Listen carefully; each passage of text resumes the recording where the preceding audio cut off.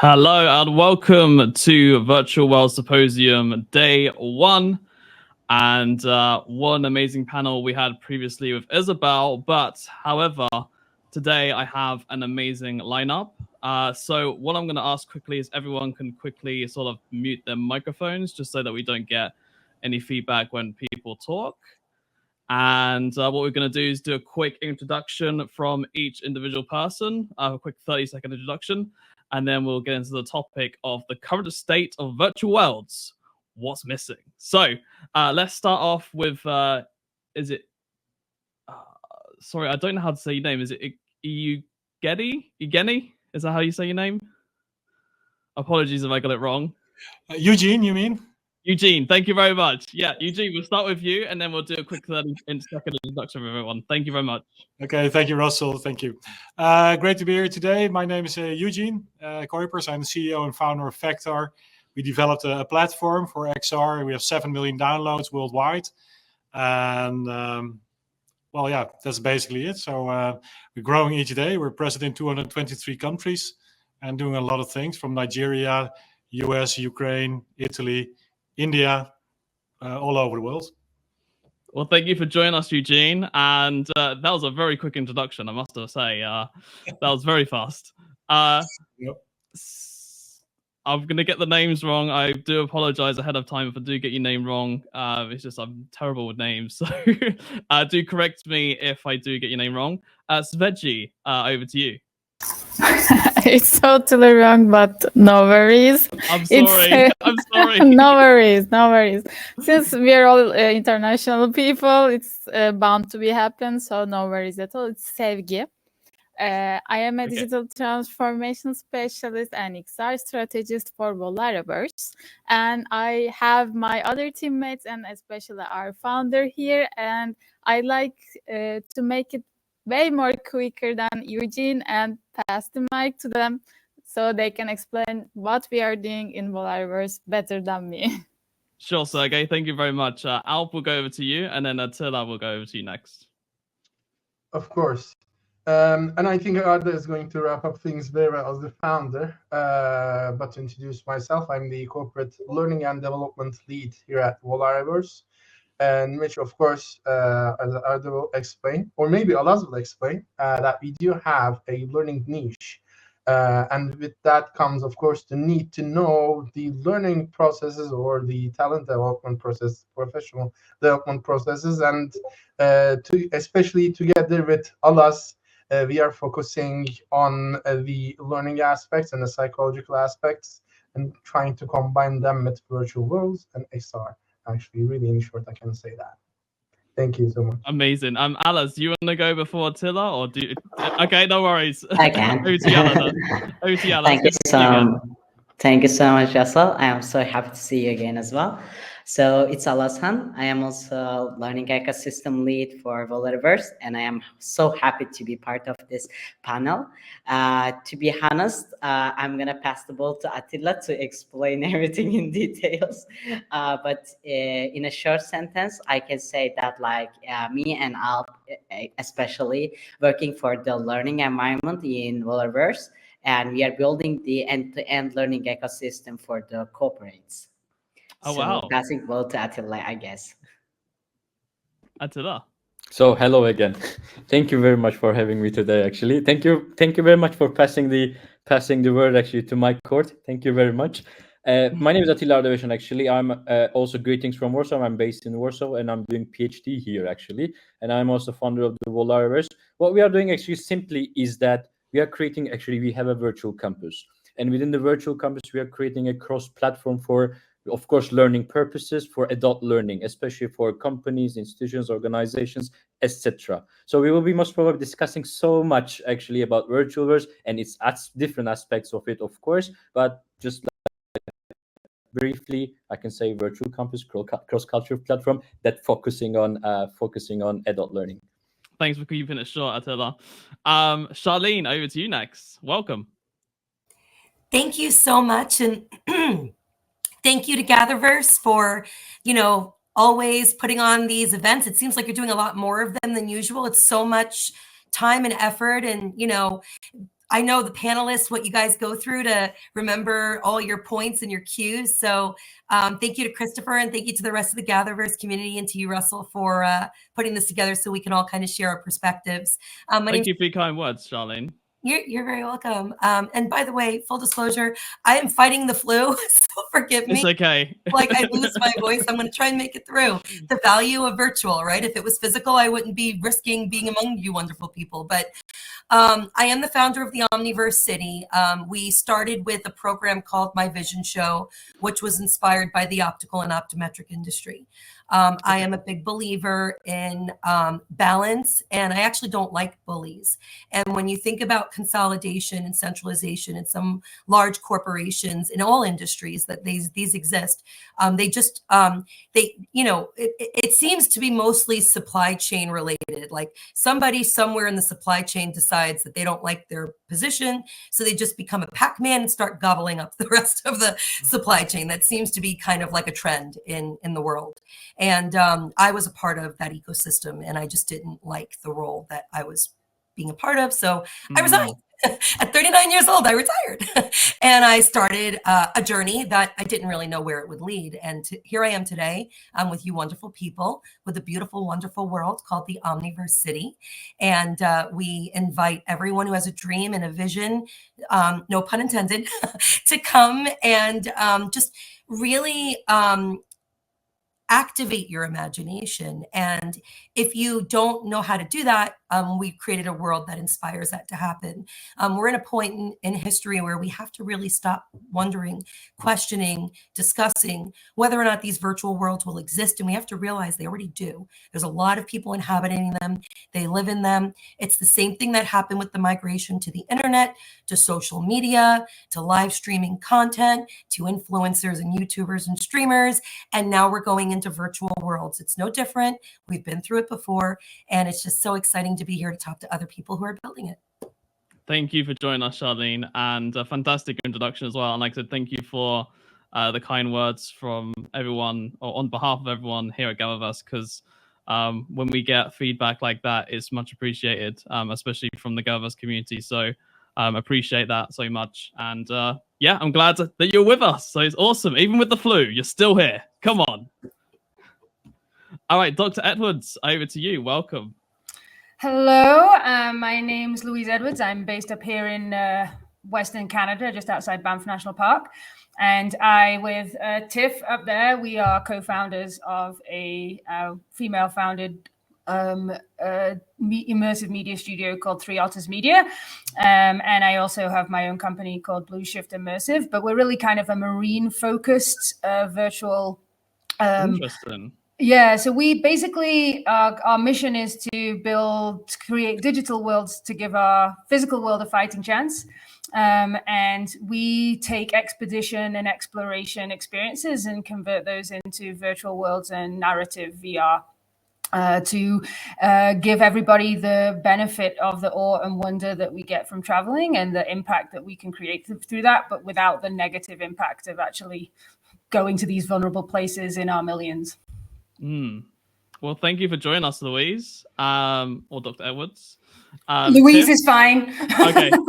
No honorifics required. Okay, no worries. Tiff, welcome as well, founder of Three Otters Media. So welcome, and quickly introduce yourself. Sure, I am Tiff. I am otter number 3 of the 3 otters, and I am going to venture that I'm the most analog person of everyone on your panel today. Working with Lou and making Three Otters Media and all the different experiences we're creating is my first foray into virtual worlds, really. And so I'm going to bring a very different perspective, and what I've learned in the last couple of years of doing this and how translating real world stuff into a digital world that feels like a true and powerful facsimile has really helped me navigate that line in between, real and digital and all that. And now I'm really excited about how to bring other analog-y normie peoples into the fold, because it's such a powerful medium. It's such a great place. And so I love thinking about what's missing so that we can try to get more people to embrace the power of this technology. Well, welcome, Tiff, and I like that analog normie people. I like that. I like that saying. Well, It's thank said you for with joining us. respect to everyone. Your skill sets just blow me away. It's amazing. Well, thank you very much, Tiff, for joining us. And yeah, we're going to have a very exciting panel right now. So let's get straight into the subject. But quickly before I do, my name's Russell. I am the Partnerships Director at GatherVerse. And I'm also a founder of Madbop as well, which is a women-focused NFT platform specifically focused on women creators. So that's just a quick introduction for myself. But I'm not here to talk about myself. We're here to talk about the subject that we've got up on the table. So let's get straight into this. And the first question is, what key features or elements do virtual worlds lack to provide a more immersive experience? Now, Alaz, I'm going to get you up on stage first, because I know you're really good at this sort of subject. And then we'll bring in Tiff after as well. Lucky to have the first question, actually. So from my perspective, if I look in deeper for this question, I can say that while we have seen remarkable progress in VirtualVerse, they still like a truly seamless integration of the sensory experiences. Especially, I would like to answer this question from the psychological perspective, that we are still having lack of the feeling in the VirtualVerse. Of course, we have some virtual or audio hearing and everything to affect our neurons, but still that we cannot feel the virtual words. So that's why I'm gonna give an offer to real-time responsiveness from the perspective of the users is so important. The feeling something, feeling the experience actually. That's my answer for the key features or elements that currently VirtualVerse like to provide a more immersive experience, because still we cannot feel the things in the virtual worlds. Oh, wow, Eugene, that is insane. Sorry, I'm seeing the robot hand. Eugene, what is that? Sorry, you're bringing actually that's the answer for my answers. Thank you very much. Exactly. Yeah. We're now integrating haptic gloves into our platform. So I'm there you curious. go. So these are. Yes, please. What are they? Sorry. Haptic gloves for haptic feedback. So, like you said, with sensory input, it gives sensory input that you can grab things in virtual reality.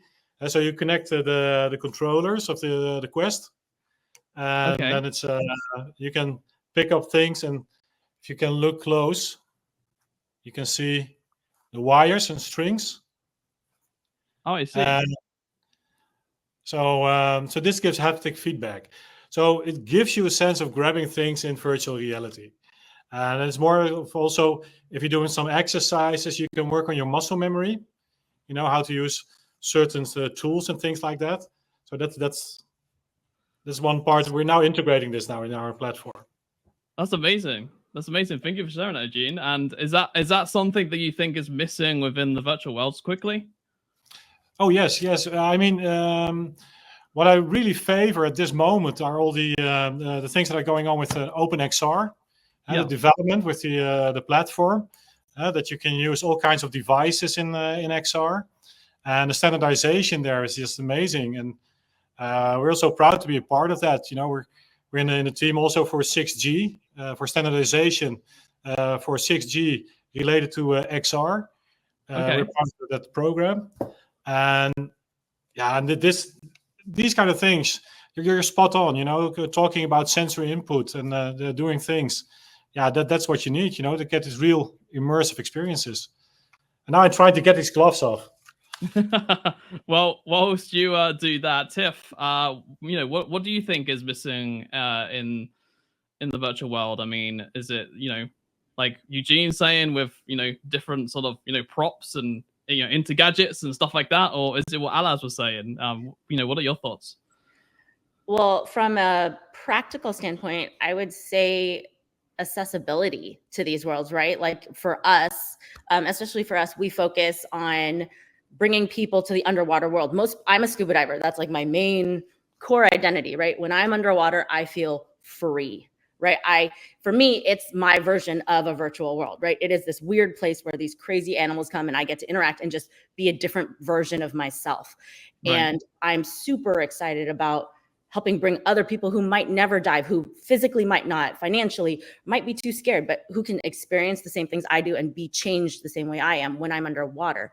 But that means they have to have access to a headset, know how to use it. Like, I will be completely honest, I have no idea how to use a headset. That's why I have Loop and our other otter, Aya. Like, tech is very foreign to me, but I know it's so powerful and I know I need it to create the most impact. But the people that we can reach to actually bring people into these virtual worlds, they're like me. They don't know how to get in a headset. They don't know how to turn it on. They don't know, the gloves are super cool. I would love, Eugene, to like be able to feel when I'm in VR, what it feels like to have water whooshing past me, because that's my favorite feeling.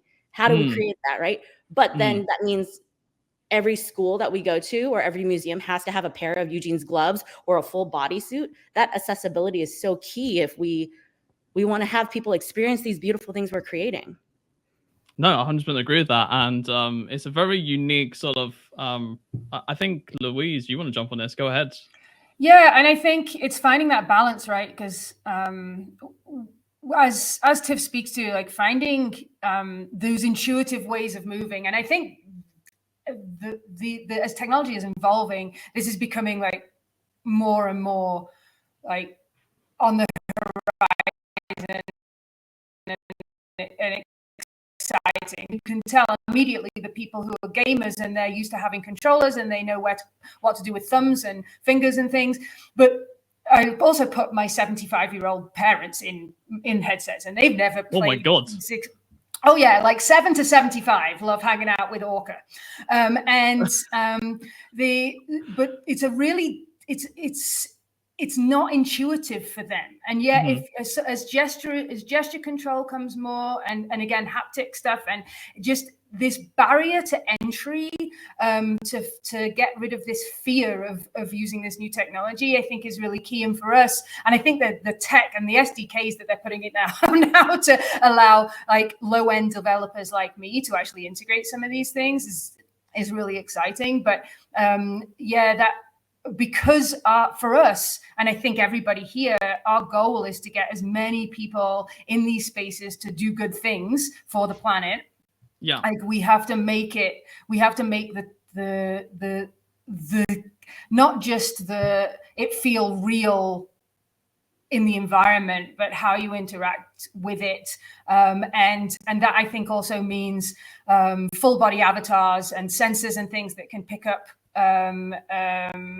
as Tiff says, we do a lot of dive stuff, so things that can pick up people being in some odd orientations is also kind of things we're looking into. But again, that's kind of the very tech style. But from a design perspective, as we're developing these spaces, I think we need to be really, really cognizant of people like Tiff and so many others who aren't on games all the time and want to interact with these worlds in a way that they interact with the real world.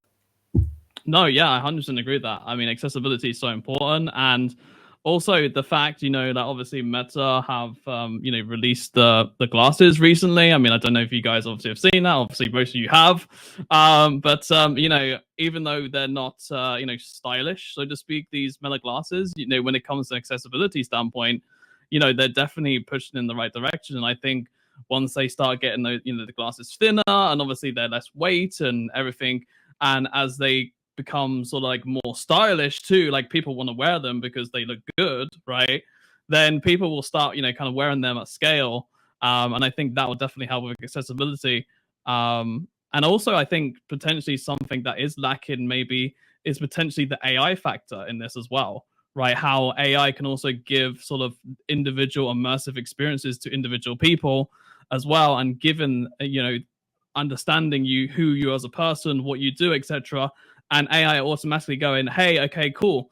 Tiff, she likes, swimming underwater and being, with the dolphins, etc., etc. So the AI will automatically give that independent immersive experience automatically based upon sort of like our preferences. So I think also that's maybe a part missing as well, which you can also add to sort of like the experience to further enhance it. So But anyway, let's get on to the next question, which is, how can existing virtual platforms better support user creativity and expression? Now, Charlene, we'll bring you onto this, and Attila will go over to you after. So, Charlene, what's your thoughts on this question? Well, thank you. And just jumping off of the last question and then, coming into this question, Omniverse City is pixel streaming. So that means that you can use a headset to come into Omniverse City, but you can also come in with just your standard computer. And that cross-platform use is extremely important because not everybody has access to a headset. Not everybody's comfortable. One of the use cases we have is we designed a mermaid experience for a little girl who was very young. She was in her last days and she needed VR therapy it was like kind of like a last wish type of thing, but she couldn't experience it because she couldn't literally hold the headset on her head. So we were able to design a mermaid experience so that she could see it on a screen. And that's all she really wanted to see. That was one of the last wishes she had. And this is some incredible ways that people are using this technology. It's heartbreaking. But when you do something like this, you don't think about that. You're just like, all right, let's get this done. We got little time to do this. We can't have any scope creep here. We have to deliver. So these are things that you just couldn't do any other way. Like there's no other way to deliver an experience like that. First of all, let's agree whether or not mermaids even exist. But, so that's, accessibility goes a way beyond what we're thinking about here because, there's this huge accessibility issue with websites. You can get sued if you don't have the right ability to adjust your contrast or the sizes or the letters or, all these different ways that accessibility needs to be accommodated. You can literally get sued for not having the right accessibility adaptations on your website. But what I love about Unreal Engine, which is the platform we use, is it already has built-in accessibility features for people who are blind and people who are deaf. And it gives them more freedom in these spaces than they have even in the real world. And we really have to challenge the tech infrastructure providers to keep really helping us to set these standards. And when is where are the lawsuits going to begin with people that just can't read some of these, user interfaces and HUDs that are in these virtual spaces because they're not the right contrast sensitivity, and where are the settings to change that so they can see where they're going. Interoperability is a big one, but coming into virtual platforms, better supporting creativity and expression. This is really exciting because recently we just added a builder to Omniverse City, and we want to make it so that someone as young as a child, kids can build in Roblox, so why can't they build in the metaverse? And even somebody who is an architect or an adult can really have fun building the actual architecture or just taking an existing piece of architecture and changing the colors. So there's so many options that we can create, but it's up to the platform to really provide those resources. So thank you so much. Do you think, just quickly jump in, but do you think that one of the ways you could better support user creativity and expression is by, focusing more on sort of like the UX, UI and, refine that right down so that, even a child, so to speak, could, potentially use your platform, right? Or even an elderly who's like 80, 90 years old can come along and go, all right, Charlene, right, I want to make my own Omniverse City, So what's really interesting is I have a 10-year-old, so it really helps me with understanding how to protect my kid and kids like him in these virtual spaces. It's a really big part of what I'm doing. And these kids actually know how to test if someone's an adult. They ask them to type certain words because certain words you type a lot slower when you're a child versus an adult because of the way you have to use the keyboard. So Right. Children are already learning on their own how to test based on the ability for someone to use their controls if they're an adult or not. What we've done in Omniverse City, because we thought, like I'm sure most of you did when we started, let's just make everything possible, right? Because it is, right? That's not the right answer.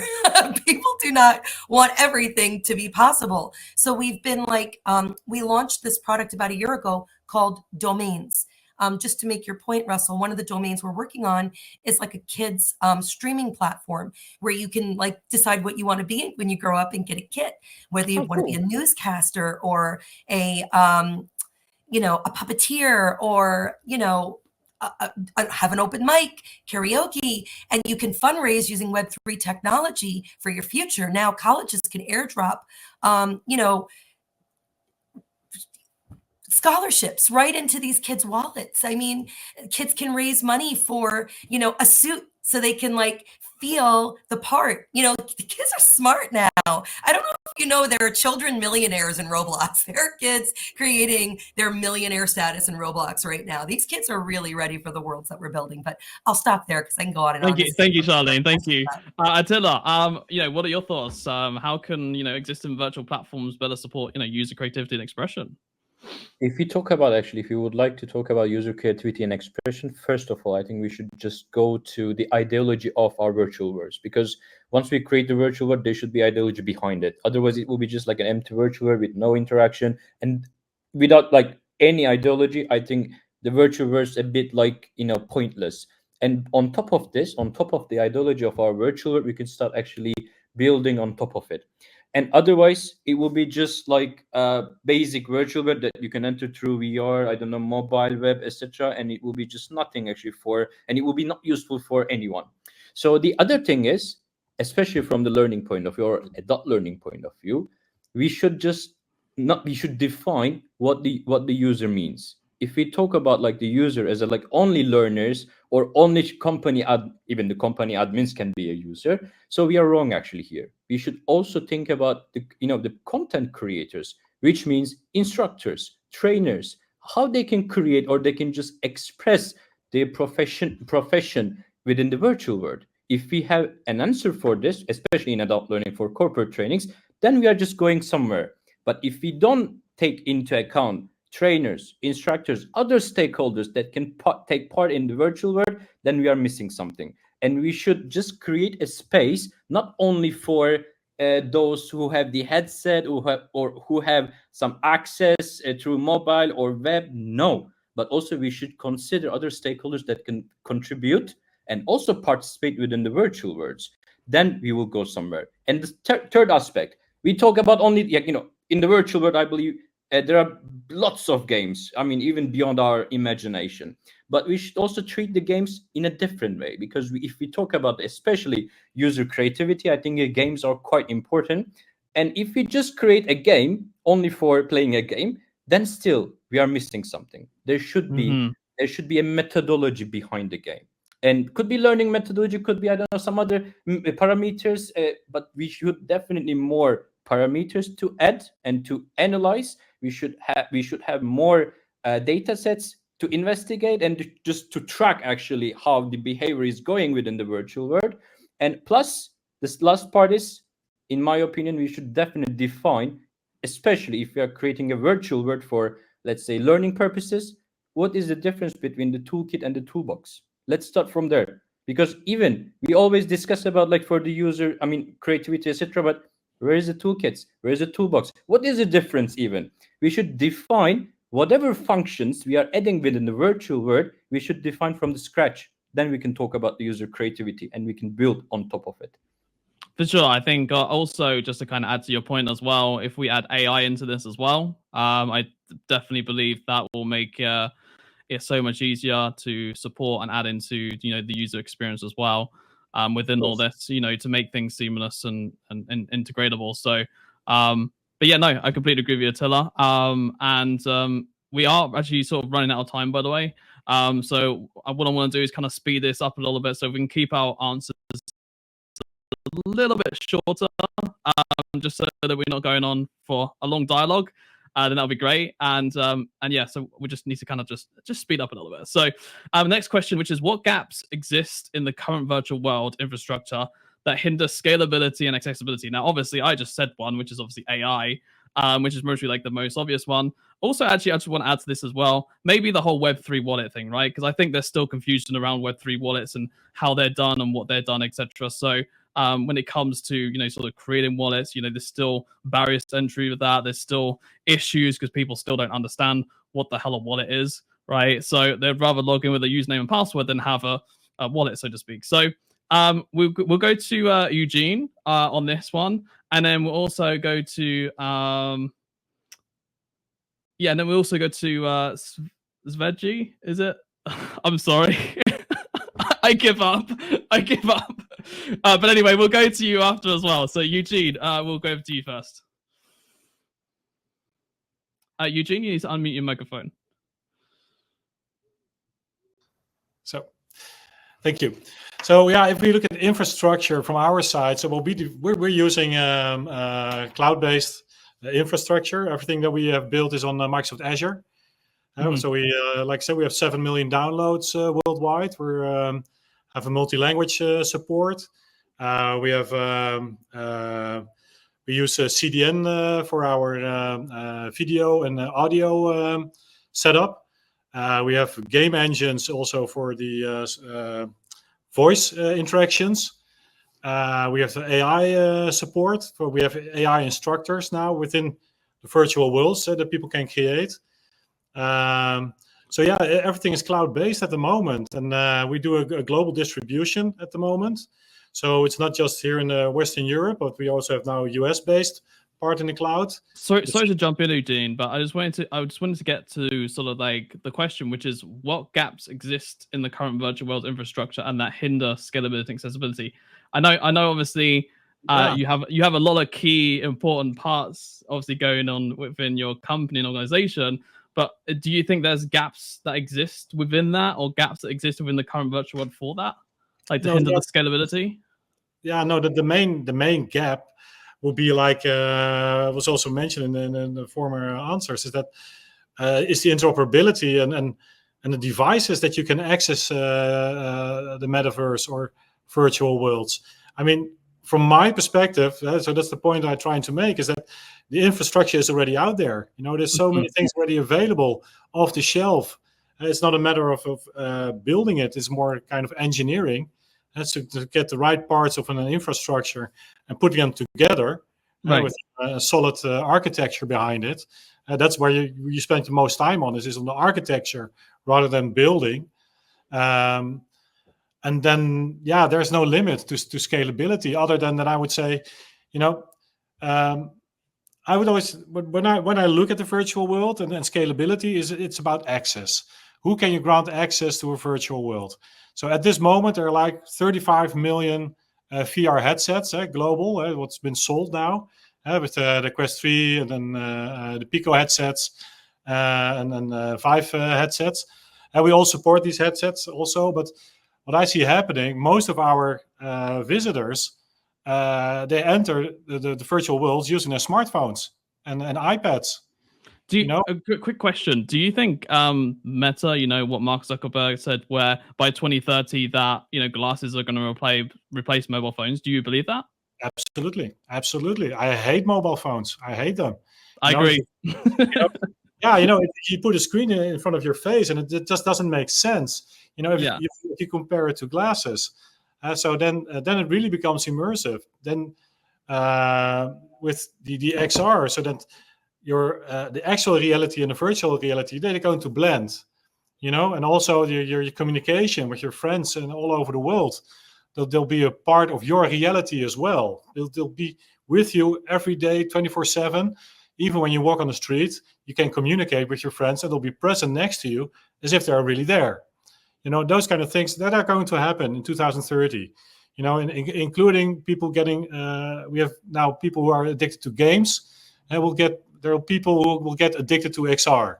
Sure. And as soon as they take off their glasses, they're back in a very dull world, and then they want to put it on as fast as possible.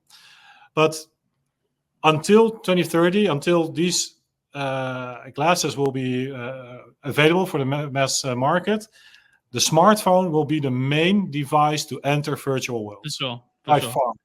So now what we see is that now about, I think, 2.4 billion smartphones are able to access the metaverse. Sure. They have the sensors in there with the rotation and the sensor kit. So that's 2.4 billion. And I think that's a perfect group to work with. And I think it take about a decade, then it will be more common if people start wearing glasses. But my answer to your question, what are the gaps in addressing scalability and everything? I don't see that many, to be honest. Okay. All right. Thank you very much, Eugene. Alp, I'm going to fire the next question to you, and then can I call you Octay? Is that okay? Yeah, that's okay. Call me whatever you want. Thank you. Thank you. Okay, so Alp will jump to this question to you, and then Octave will also go over to you as well. In what ways are current virtual worlds falling short in addressing user security and privacy concerns? This is very important. So, Alp, over to you. Yeah. Right. Let's see.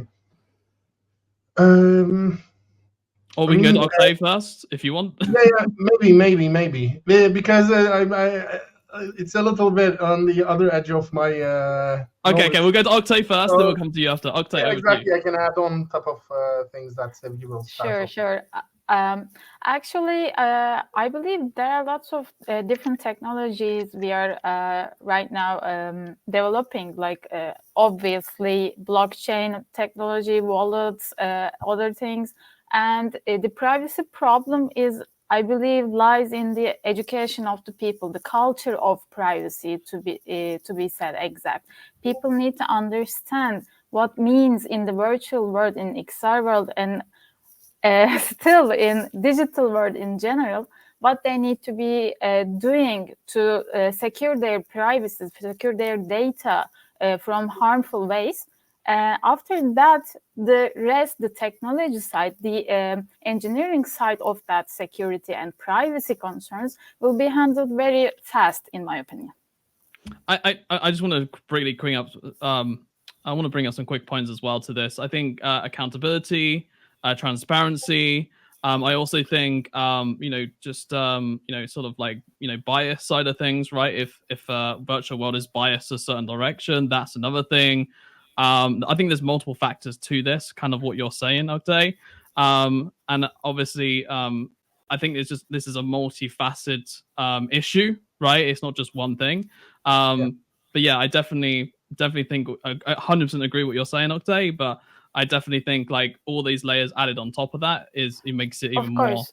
Of course, you are totally right. However, people have their opinions, will always have those opinions and biases, and create according to those biases and those how may I say, aims. They have aims to create something in virtual world. It's whether a website, a virtual world, or whatever it is, and the user side, the person itself, should make educated decisions to secure themselves in order to protect themselves. That is the lacking part, in my opinion. That was what I'm trying to say.